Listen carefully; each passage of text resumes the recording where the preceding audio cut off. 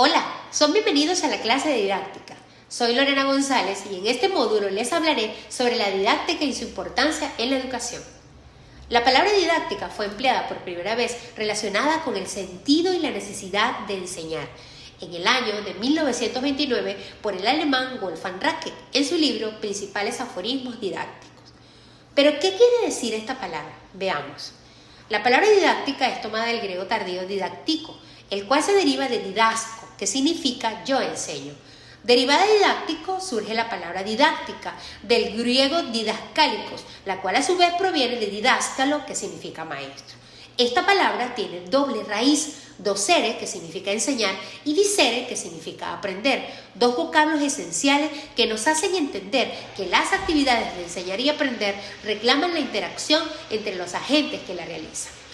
A la didáctica se le ha considerado parte principal de la pedagogía que permite guiar al docente para la enseñanza.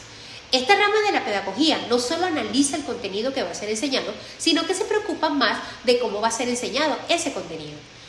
Fue por eso que en un principio, en el año de 1657, se menciona a un pedagogo protestante llamado Juan Comenius, considerado el fundador de la pedagogía moderna. Se empleó como maestro de latín en la ciudad de Lesno y sintió descontento con los métodos inadecuados de enseñanza existentes para la época, por lo que escribió su obra Didáctica Magna, donde plantea lo que es la idea pansófica, que es una idea que cubre toda la sabiduría, y estableció así un sistema de enseñanza progresivo del que todo el mundo pudiera disfrutar.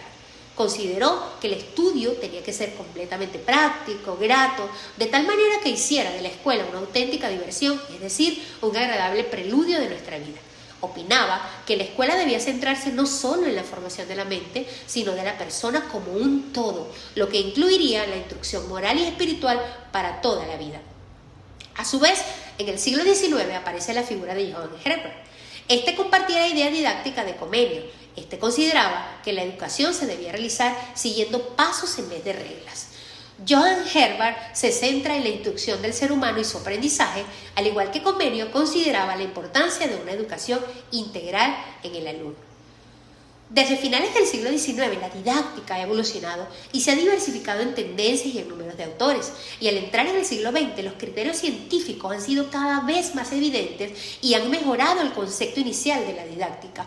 Y hoy en día, la didáctica se entiende como el acto, la técnica o ciencia que se construye desde la teoría y la práctica, en un ambiente organizado y donde se desarrollan procesos de enseñanza y aprendizaje para la formación del alumno, mediante el uso de métodos, estrategias para lograr un adecuado trabajo de aula, donde se logre un aprendizaje significativo, no memorístico, y donde se compruebe que la teoría no puede ser separada de la práctica, es decir, que todo lo que se aprende se debe aplicar. La didáctica posee tres características fundamentales. Uno, la implicación a la intervención, que no es más que entender cuál es la función de la enseñanza.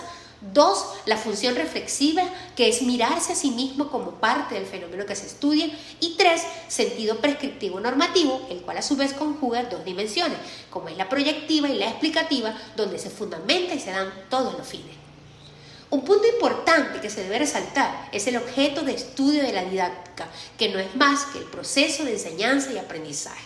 Así que se determina que estos dos conceptos, enseñanza y aprendizaje, van de la mano.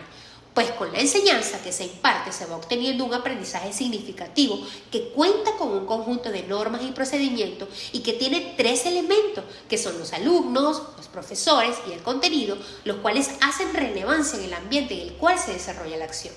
Por su parte, el aprendizaje es el proceso de adquisición de conocimientos, habilidades, valores y actitudes por parte del alumno posibilitado por su inteligencia para adquirir el estudio, la enseñanza o la experiencia. La didáctica, pues, nos da las herramientas para el proceso de enseñanza-aprendizaje y el currículum tiene los programas educativos para dicha enseñanza. Comenius pensaba que para enseñar todo a todos había que imponer una serie de reglas o pautas denominadas dispositivos duros. Estos dispositivos son la simultaneidad, es la enseñanza al mismo tiempo a muchas personas, la gradualidad, que debe haber un orden para lo que se va a enseñar y que se debe elegir un profesor para una determinada asignatura, y la alianza, que es el vínculo que existe entre los padres y el colegio, parte de la confianza mutua que debe existir. Algo muy importante que debemos recordar es que ninguna técnica para el aprendizaje es mala. Lo que debemos saber es cómo utilizarla, el momento adecuado para utilizarla y para ella debemos tomar en cuenta los factores que intervienen para elegir la correcta. Por ejemplo, saber qué queremos transmitir, qué queremos lograr, cómo lo vamos a hacer, qué herramientas vamos a utilizar, cuáles son los contenidos que vamos a expresar, con quiénes vamos a trabajar y todo esto analizarlo, reflexionar lo que es y lo que se sabe del tema y buscar más información sobre el tema para una vez obtenido todo esto realizar una adecuada planeación. Por su parte, el papel del alumno es importante en el proceso de enseñanza-aprendizaje, ya que él es el protagonista del aprendizaje y sin él no existirían aulas de clase. Este debe ser capaz de reflexionar, de criticar, de proponer y capaz de adquirir conocimiento para que se desarrolle integralmente. A su vez, otro aspecto fundamental es el buen profesor, el cual debe ser alegre, con sentido de humor, debe ser amigable, debe ser comprensible con sus alumnos, debe mostrar interés por sus alumnos y estar pendiente de ellos, debe ser imparcial, no debe tener preferidos ni consentidos, tiene que despertar el deseo de trabajar, el deseo de los alumnos superarse, debe ser paciente, bondadoso y simpático, debe ser justo a la hora de aplicar una determinada calificación, debe respetar cada una de las ideas de sus alumnos y a su vez debe dar la impresión de que él es el único que sabe todo lo que enseña. Ya para culminar, quiero decirles que no debemos olvidar que el aprendizaje y la adaptación es lo mejor que un profesor o maestro debe desarrollar, sin olvidar que debe poseer una actitud positiva ante las adversidades, que debe ser flexible ante las eventualidades y que esto le ayudará a tener un buen contacto con sus alumnos, a mostrar dedicación y sobre todo a tener mucha motivación necesaria para lograr que sus alumnos se esfuercen cada vez más y logren sus metas. Hasta la próxima. Chao.